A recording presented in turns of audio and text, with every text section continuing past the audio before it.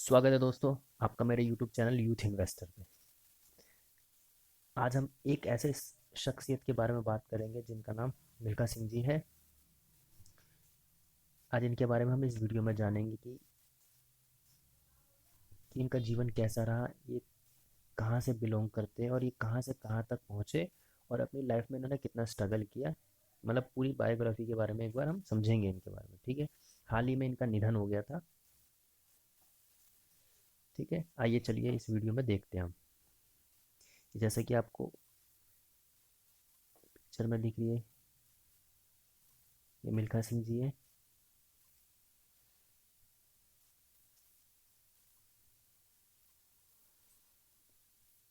इनको हम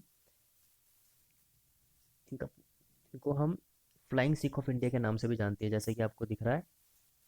कैप्टन मिल्खा सिंह को also known as flying Sikh of India, flying Sikh of India के नाम से भी इनको जाना जाता है।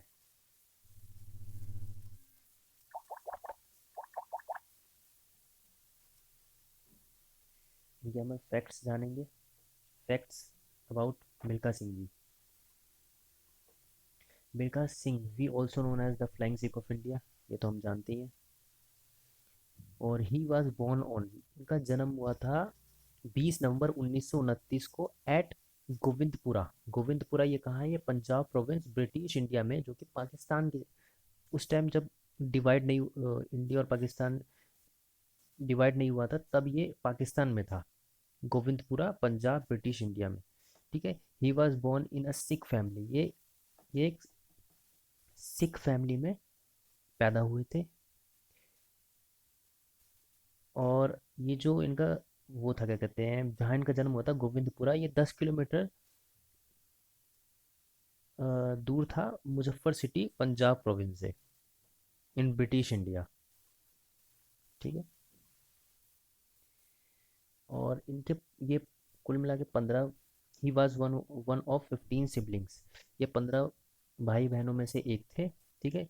15 में से इनके एट का एट मतलब कि 8 सिबलिंग्स की, मतलब सिबलिंग्स पहले ही मर चुके थे बिफोर पार्टीशन। पार्टीशन मतलब इंडिया और पाकिस्तान का जो पार्टीशन हुआ था उससे पहले ही इनके 8 सिबलिंग्स, मतलब कि इनके 8 भाई बहन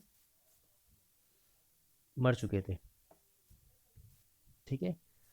और आगे चलते हैं इस वाले में, जैसे हमने बताया। बाद में इनके पेरेंट्स और 1 ब्रदर एंड 2 सिस्टर, मतलब इनके पेरेंट्स, 1 ब्रदर और 2 सिस्टर्स को भी मार दिया गया इन अ वायलेंस, एक अपराध में। इनके पेरेंट्स, एक ब्रदर और 2 सिस्टर को भी मार दिया गया। उसके बाद ये अपने आप को अनाथ समझने लगे, अनाथ हो गए थे ये, अनाथ अनाथ हो गए थे ये उसके बाद। पर इनकी एक सिस्टर थी जिनका नाम था, ये जब ये वायलेंस चल रहा था तो ये क्या हो गया, ये पाकिस्तान से इंडिया शिफ्ट हो गए, इंडिया में दिल्ली में शिफ्ट हो गए, ये वहाँ से दिल्ली में आ गए, जहाँ ये रिफ्यूजी कैंप पे रहते थे। और जब जब मैंने इनकी बायोग्राफी पढ़ी तो इसमें पता चला कि ये ये एक बार तिहाड़ जेल भी गए हैं। तिहाड़ जेल इसलिए गए हैं क्योंकि ये सफ़र कर रहे थे ट्रेन में और बिना टिकट के सफ़र कर रहे थे, इसलिए इनको तिहाड़ जेल में भी रखा गया था, क्योंकि एक तो ये रिफ्यूजी थे, इस चक्कर में इनको तिहाड़ जेल में भी रखा गया था। बट इनकी एक सिस्टर है जिनका नाम ईश्वर है। इनकी एक सिस्टर थी जिनका नाम क्या है, ईश्वर थी, जो कि मैरिड थी। उन्होंने इनकी हेल्प करी, उन्होंने, ईश्वर जी जो इनकी बहन थी, उन्होंने अपने गहने जेवर बेच के इनको रिहा कराया था जेल से। और फिर ये अपनी बहन के साथ ही, क्या कहते हैं, रहने लगे, ये बहन की फैमिली के साथ ही ये रहने लगे कुछ समय के लिए। और जो मैंने पढ़ा है इनकी बायोग्राफी, उससे पता चलता है कि ये, जब इनके सब कुछ नहीं बचा तो ये डाकू बनने की सोच रहे थे। डाकू बनने की जब सोच रहे थे तो इनके एक ब्रदर है, अब उनके बारे में मेरे को इतना नहीं पता, पर वो ब्रदर थे, उन्होंने कहा कि आप इंडियन आर्मी ज्वाइन करिए। तो उन्होंने क्या किया, इंडियन आर्मी के लिए जो भी उनकी एंट्रेंस एग्ज़ाम होता है, वो एंट्रेंस एग्ज़ाम जो भी उसमें चाहिए होता है, उन्होंने वो क्लियर किया 4th अटेम्प्ट में। अब चौथी बारी में वो ज्वाइन हो गए इंडियन आर्मी में। हु इंस्पायर, जैसे कि लिखा है he met with his brother who inspired him to join Indian army.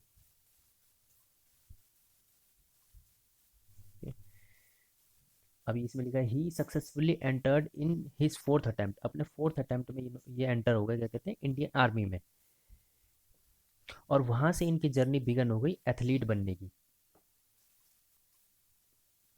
वहाँ पे इन्होंने ये सिकंदराबाद इनकी ज्वाइनिंग हुई थी, जहाँ पे इन्होंने एथलीट के बारे में बहुत कुछ सीखा, और फिर वहाँ से इनकी जर्नी स्टार्ट हुई। इन्होंने 10 किलोमीटर की रेस भी करी वहाँ पे। ये थी इनकी जर्नी, वहाँ से इनकी जर्नी, एथलीट की जर्नी इनकी स्टार्ट हुई। इनके अवार्ड्स देख लेते हैं हम। अवार्ड्स में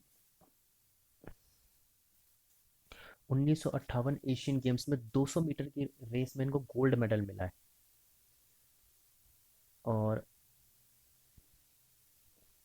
सेकंड इनका 1958 में एशियन गेम्स, उसमें भी गोल्ड। 400 मीटर रेस में, 200 मीटर, सेम सेम उसमें 1958 जो एशियन गेम्स हुआ था उसमें 400 मीटर और 200 मीटर उन्होंने गोल्ड जीता है। फिर 1958 में कॉमनवेल्थ गेम हुआ था जिसमें उन्होंने गोल्ड जीता है। फिर एशियन गेम्स 1962 में, तो उसमें भी गोल्ड जीता है, जैसे कि पूरा डिटेल दे रखा है।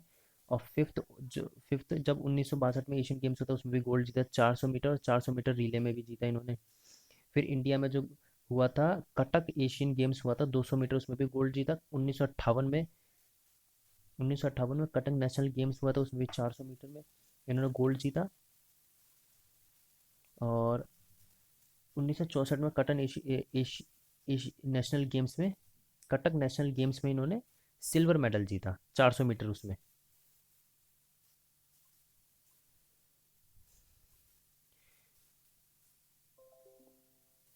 उन्होंने इन्होंने इससे पहले भी, मतलब कि जब इनका करियर स्टार्ट हुआ, जब स्टार्ट हुआ उसके बाद इन्होंने 1951 52 के करीब भी इन्होंने कंपटीशन में भाग लिया था, पर वो उस टाइम सक्सेसफुल नहीं हो पाए थे। उन्होंने उस चीज़ को एक्सपीरियंस के तौर पे सीखने समझने के लिया, उसके बाद उन्होंने कम बैक किया 1958 में। उन्होंने पहले भी कंपटीशन ज्वाइन किया था पर वो उसमें सफल नहीं हो पाए थे, तो उन्होंने उसको एक्सपीरियंस के तौर पे लिया। और 1958 में उन्होंने फिर उसके बाद गोल्ड मेडल जीता। और उसके बाद इन्होंने पूरे गोल्ड मेडल देख सकते हो, जैसे कि इन्होंने गोल्ड मेडल कम से कम 7 बार गोल्ड मेडल जीते हैं इन्होंने गेम्स में, जैसे कि हमको दिख रहा है। एक सिल्वर जीता इन्होंने। और इनको he was awarded by the Padmashri, इनको पद्मश्री भी मिला है, जो कि इंडिया का फोर्थ हाईएस्ट सिविलियन अवार्ड होता है, highest civilian award. He was awarded by Padmashri, India's highest civilian award, उनसे भी इनको नवाजा गया है। ठीक है, ये तो इनकी बायोग्राफी थी पूरी। ठीक है, इन शॉर्ट बायोग्राफी थी, डिटेल में जाएंगे तो बहुत सारी चीज़ें। इन शॉर्ट में इनकी बायोग्राफी है। इनका अभी हाल ही में निधन हो गया है। इनके प्रति मैं अपना शोक व्यक्त करता हूँ। और ये पूरी इंडिया के लिए एक इंस्पिरेशन है। ये कहते हैं कि हमें हमेशा फिट रहना चाहिए। उन्होंने ये भी कही है कि उन्होंने, उनकी उम्र 91 हुई थी जब इनका, 91 जब हाल ही में इनका निधन हुआ है। ये कभी भी डॉक्टर के पास नहीं गए।